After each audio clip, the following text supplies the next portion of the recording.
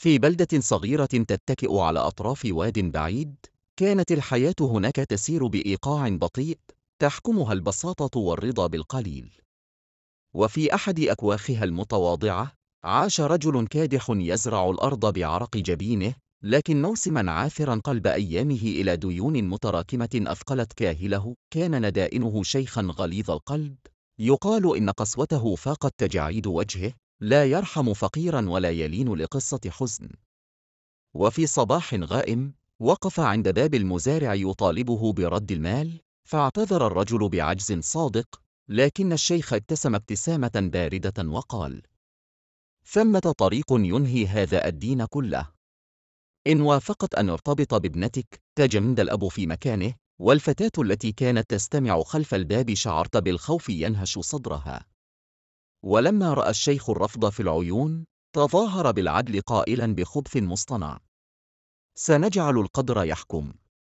سأضع في هذا الكيس حصاتين، واحدة فاتحة وأخرى داكنة.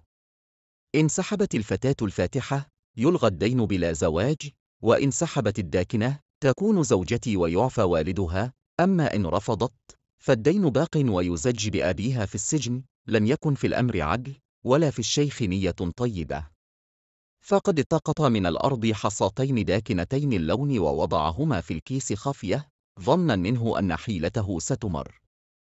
لكن عين الفتاة رصدت الخداع في اللحظة نفسها. وقف الجميع ينتظر اختيارها. كان أمامها 3 نهايات كلها مرة: الصمت، الفضيحة، أو التضحية بنفسها. لكن عقلها لم يكن أسيرا لتلك الخيارات. مدت يدها إلى الكيس، التقطت حصاة، ثم أسقطتها عمدا على الأرض وسط عشرات الحصى المتشابهة. وضعت يدها على فمها وقالت بخجل مصطنع: